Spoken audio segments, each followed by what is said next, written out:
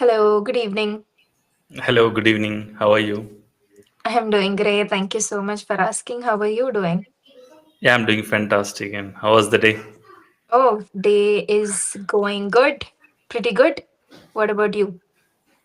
Yeah, it has been relaxing and Mm-hmm. it's a good one, Okay. good day. You have a Till whole now. new setup. Is it for your channel? Yes, Okay. You just recently bought this, I guess.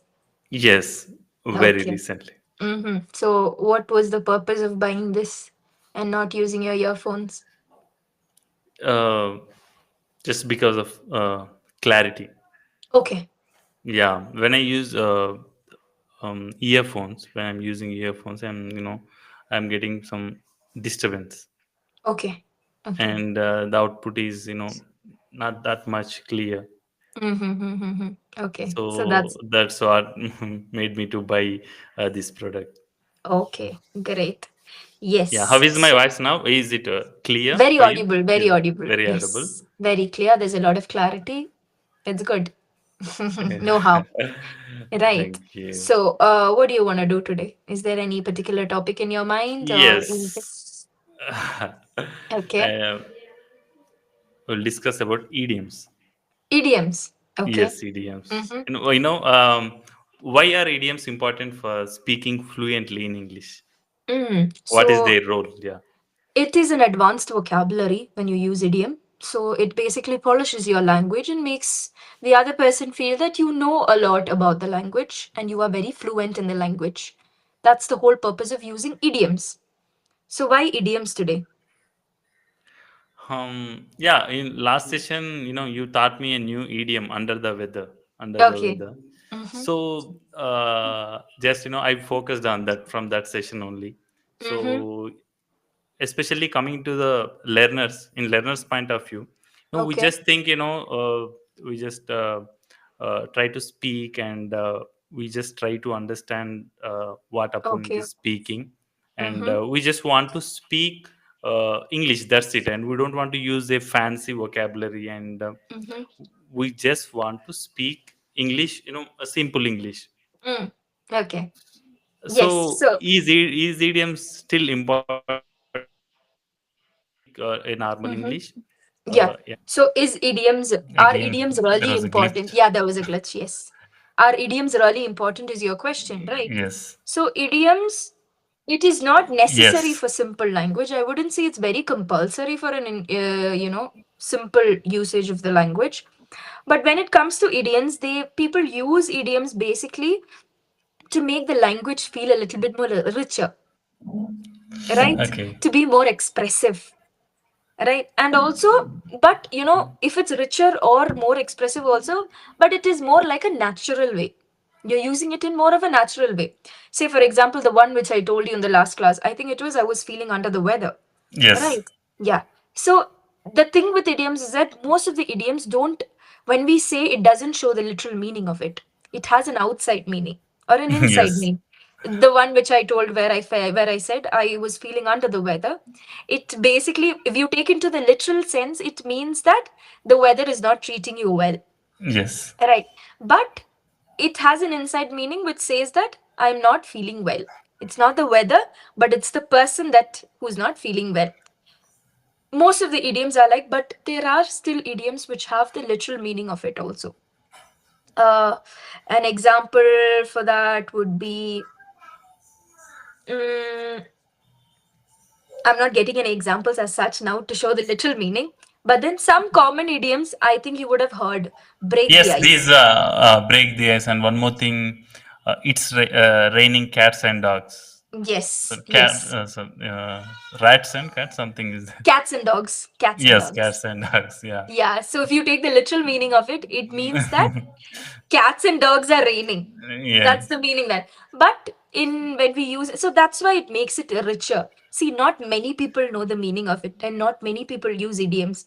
But when people use idioms, you get the feeling that okay, they know something, but a little bit more than me when it comes to the Okay. language. But on a general note, I don't think idiom is that important or compulsory. It's just a part of language. Like we have the Okay. choice. whether to use it or not. It's totally upon us when it comes to idioms, when compared to other. Even vocabulary is also our choice. It's not Yes. something that we are forced to do it when you speak the language. You can use simple vocabulary also. But when it comes to advanced vocabulary, it's the same reason. It makes you a bit more, makes your language a bit more richer, more expressive, and a bit more natural. Because we've adopted or we've got English from the outside country. That is a foreigners from the Brits. That's how we got our language. So it's a foreign language for us. But in the coming scenarios or in the coming centuries or era, it has come to a point where English has become a global language. Yes. Right. Yes. So do you know any And kind of idioms? very few hit the sack and raining cats and Mm-hmm. dogs and recently under the weather. Mm-hmm. Okay. Yeah, yeah. You can learn it slow by, it's just take it Yes, step by step. Don't try to comply all of the idioms in one go. Just take it slow yeah, step by step, so that you will also understand the meaning. You will be also be able to, use it properly. yeah. Right. And the thing is, when should I use idioms in conversations, and when should I avoid them? Avoiding them, first thing when you use idiom, you should get to know your audience. That's the first thing that Okay. I always tell. See, if you're talking to a person who knows only simple language, there's no point in using idioms. Right. These Yeah. idioms are basically pretty much good or useful when it is in the professional setting, when people have clients, or when it is a UK based company or a US based company, when they have clients that is outside India, it's more useful to them because they understand the language better, Yes. especially UK and US. So I would say idioms are more useful on a professional level rather than daily conversations. We do use it on our daily conversations, but as I said, know your audience first. Whom are you talking to?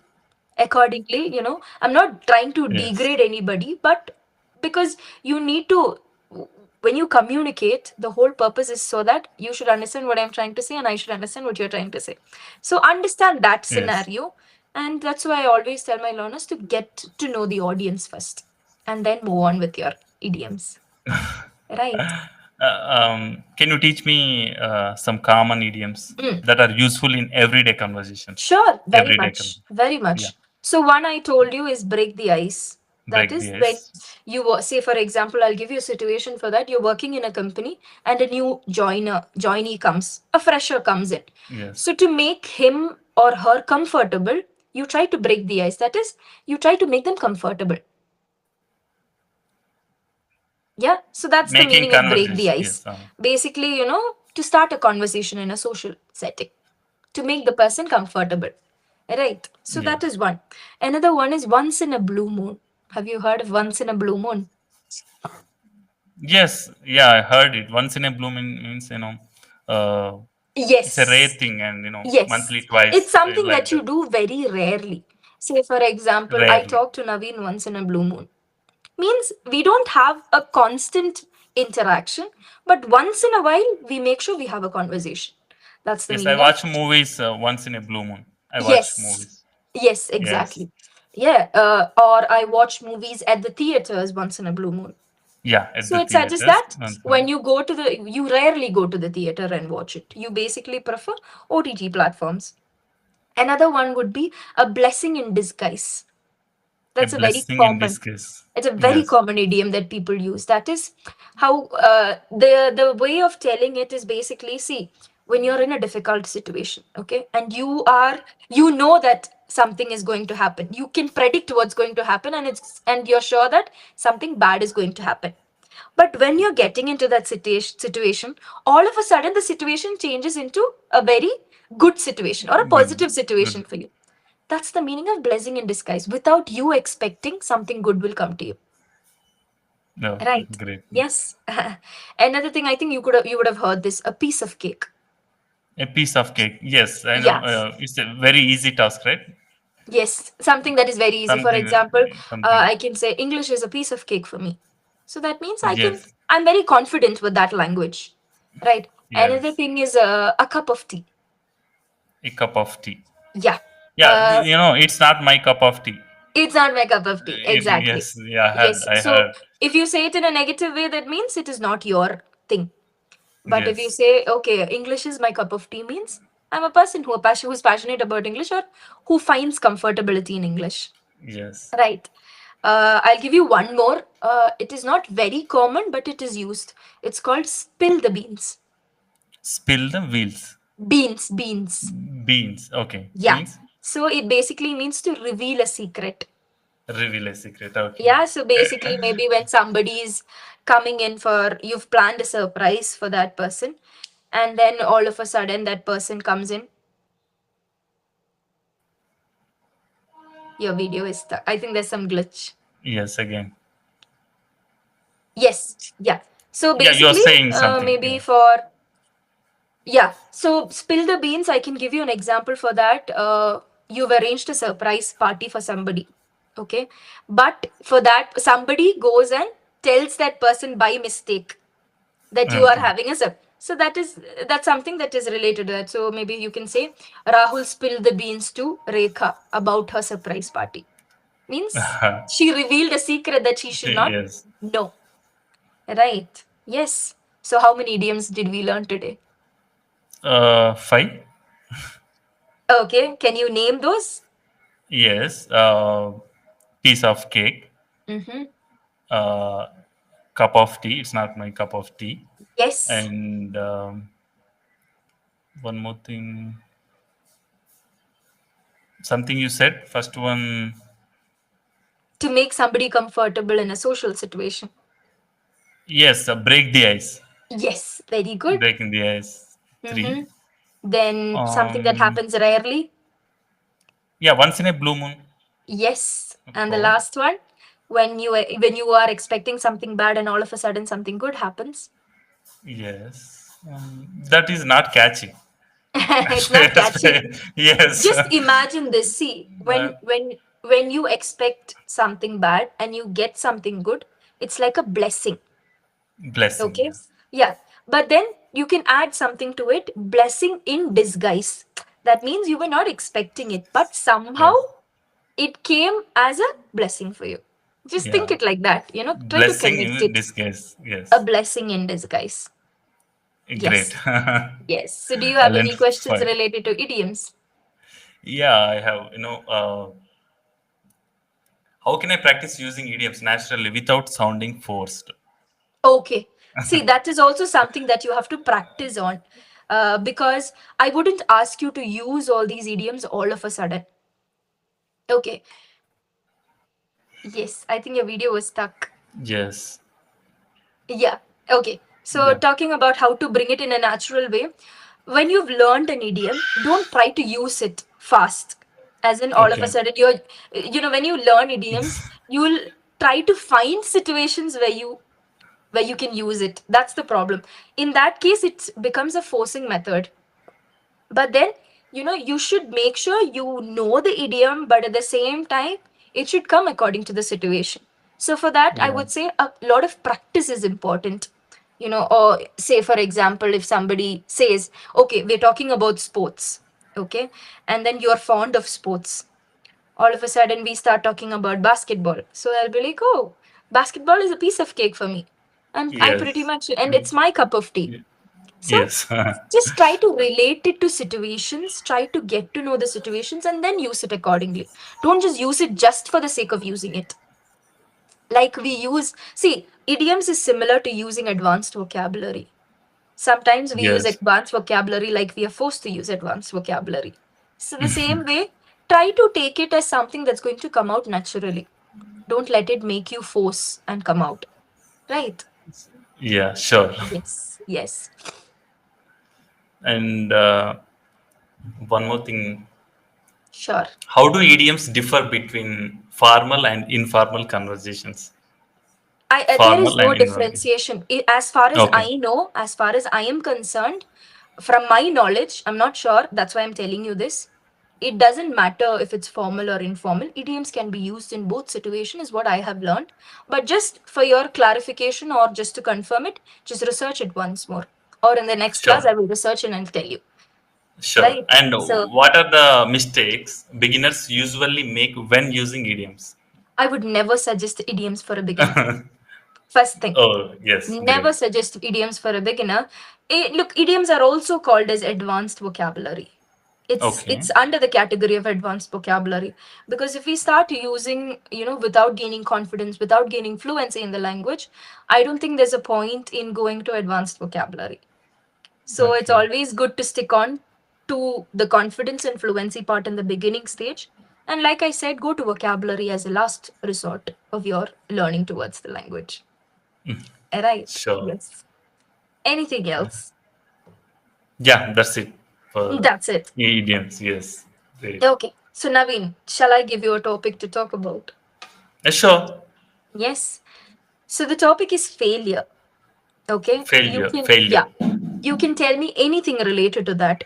What you've Sure. learned from it, how you started reacting to failures. First time, how did you react to failures, and now how do you react to it? So anything related to failures, right? Sure. Done. Hmm. Failure is a process towards success. Yes. Yeah, and we can call it failure as a stepping stone. Yes. Yeah, and when you start a new thing or learning language or starting a startup, Hmm. so I don't call it as a failure. You know, we can take it failure as a lesson or as a experience. Hmm. If I uh, failed in first attempt, no, I don't uh, decide as I'm failed. I just take Okay. it as I got the opportunity to know about that. I got that Yes. opportunity. Yes. Okay. Okay. So I got the experience. Hmm. So, and when you are serious about something and you don't take failure seriously, and you Mhm. just take it is a uh, what we call Take bridge. it as a phase of your life, a Yeah, lesson in not your life. yeah, you can take it as a bridge to overcome that stream or that stage. Okay. Okay. Well, because when you failed and you can learn something. Hmm. But when you Yes. succeed in first attempts, it's good. And if everything went well and you can get success in first attempt. Mm-hmm. But uh, when you fail, and don't take it to the heart, Mm. and just take it as a lesson. Yes. Yeah. So in my Okay. prospect, I can say that failure is a good thing Mm. for a beginner. Absolutely. Absolutely. Yes. Yes. So only to reach success, we need some kind of failures in our life. Right? Yes. Yes. Okay. So how did you face failure? I mean, how did you accept failure? What was your emotion towards it at first? Hmm. At first, I feel what we call somewhat bad or Disappointed? some, yes, disappoint and kind of feeling. And whenever I face that type of atmosphere, and I just visit a peaceful place or a temple, and I gain some energy, and I will Mm-hmm. just refresh it, and I will start again. Okay. Great. Yes. So Yeah, that's how that's you it. see failure. Yeah, and Right. one more thing, and when you share your failure to your closed one, not to the Mm-hmm. all friends, when Okay. you share your failure to your closed ones, and that also can give you some boost or some energy. Mm-hmm. Yes. Very Yeah, true. with Very closed true. ones only. Yeah, Yes. Okay. So who is your most closed one? Is it your friend or your family? yeah, my brother. I can say, Okay. is there anything I will share with him, and he gives energy, Mm-hmm. and he share his insights on that issue, Okay. how to Mm-hmm. overcome and like that. Yes. So what So he are guides your you. insights on, yes, and so what are your insights on failure? So how do you Failure. handle, yes. So it is very different how I handle failures right now and how I used to handle it. In the beginning, it was tough. I used to get agitated. I used to get frustrated. I used to put in a lot of anger. So the emotions used to fluctuate as I faced failure, because I think the main part where you feel like you are worth nothing is when you face failures. That is one part of it is when you face failures. Another part is when people start blaming you for that. It's because of you that Yes. happened. It is because you did hard work. So that is as some other negative things that comes. So at a very tender age, it's very hard to digest it because you don't know life. You're not facing life. You're just going to face life. So in the beginning stage, I didn't see it as a good part in my life, failure. But then eventually, when I moved forward, I understood that those failures were the reason why I am right now, who I am right now. So I think Yes. failure plays a very important role for a lot of people. Like you said, success, it's not something that most people would ask how you came to it. And you'll forget about success after a period of time. But then failures Yes. is something that will stay with us forever. We learn from it, like you said, experience it. Of course. That's how I Yes. started treating failures later on. When I fail at something and then I come back again, I feel like I've experienced something, I've learned something. It's not that it went out of, it was totally a waste, but I learned something from it. Yes, that's how it works for me. Right. Great. Yes. How did you handle that situation? How do you handle? At the beginning it was not a good handling. As I said, I used to burst out very fast. I used to sit and cry. I used to do all sorts of things in the beginning.